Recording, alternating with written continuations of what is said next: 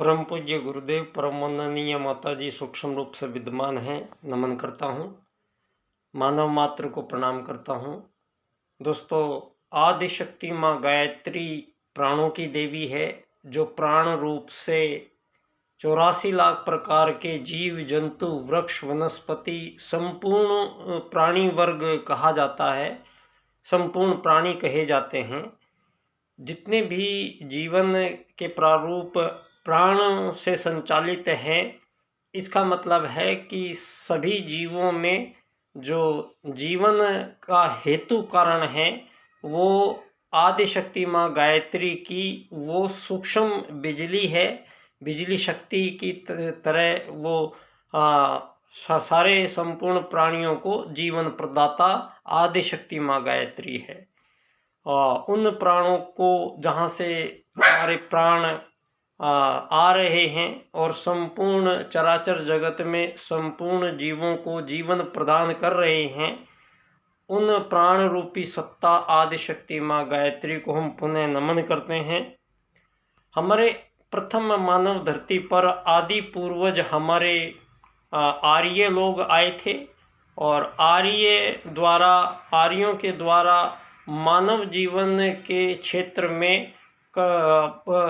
कठिन और अति सूक्ष्म अनुसंधान उन्होंने आजीवन किए हैं और इसीलिए उनको आर्य भी कहा गया है, क्योंकि प्रथम आगमन काल के समय में ही प्रथम मानवों के द्वारा यज्ञ विज्ञान नामक अद्भुत अति सूक्ष्म रहस्य में विद्या का आविष्कार किया, जिस विद्या के आधार से संपूर्ण चराचर जगत में मानव ने अपना आदान प्रदान का क्रम संचालित किया और मानव जीवन से संबंधित क्षेत्र में विशिष्ट अनुसंधान करने के उपरांत मानव जीवन का परिचय, मानव जीवन के कर्म और मानव जीवन का उद्देश्य, इन सब बातों पर गहनतापूर्ण चिंतन मनन करने के पश्चात मानव जीवन के लिए एक ऐसी श्रेष्ठ जीवन प्रणाली पद्धति का विकास हमारे आदि पूर्वजों ने किया, जो 4 अवस्थाओं में उसको विभक्त किया: ब्रह्मचर्य, गृहस्थ, वानप्रस्थ और संन्यास। ये मानव शरीर चूँकि प्रथम आगमन काल में मानव एक बच्चे के समान होता है, तो उस समय बच्चे को आग और पानी का अंतर नहीं पता होता है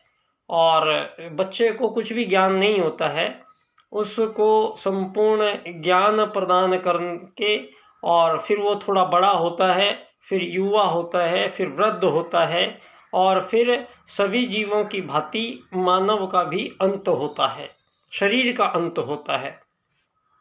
तो यहाँ पिछले 2500 वर्षों में मानव जीवन के संबंध में और मानव जीवन के उद्देश्य के संबंध में हमारी वैदिक कालीन उन वैज्ञानिक अवधारणाओं को तिरस्कृत किया गया है और उनके स्थान पर पूंजीवादी एक ऐसी धन आधारित जीवन पद्धति का निर्माण पिछले 2500 वर्षों में मानवों के बीच प्रारंभ किया गया। परिणाम आज सारे विश्व के सामने युद्ध, शोषण, वध, हत्याओं का एक लंबा सिलसिला जो अंतहीन रूप ले चुका है और अंतिम विश्व युद्ध, परमाणु विश्व युद्ध की कगार पर पूरा विश्व आज तैनात खड़ा है। ऐसे में आज इतने कठिन समय में एक मशाल जलती हुई दिखाई देगी आपको, एक युग परिवर्तन के उद्घोष के साथ युग निर्माण योजना के अंतर्गत संपूर्ण युग का पुनर्निर्धारण यहाँ उन ऋषि सत्ताओं के सानिध्य में उस महाकाल सत्ता ने और उस प्रज्ञावतार ने हमारे बीच आकर और सतयुग की वापसी का यहाँ उद्घोष कर दिया गया है। उसी की कड़ी में यहाँ एक बहुत महत्वपूर्ण कार्य संपन्न इस धरती पर हुआ है। संभवतः उसके बारे में बहुत ही कम जानकारियाँ अभी सामने आई है। तो एक महत्वपूर्ण कार्य, क्योंकि वैदिक 2 सूत्र आत्मत सर्वभूतेषु और वसुधैव कुटुंबकम, दोनों वैदिक सूत्रों के अनुसार ही सारी सृष्टि में 84 लाख प्रकार के संपूर्ण जीवों को जीवन प्रदान होता है। यहाँ एक ही प्रजाति के किसी भी जीव में किसी भी प्रकार की आज़ादी गुलामी का सवाल ही पैदा नहीं होता और वसुधैव कुटुंबकम के अनुसार धरती पर कोई सीमा रेखाओं का विभाजन नहीं किया जा सकता।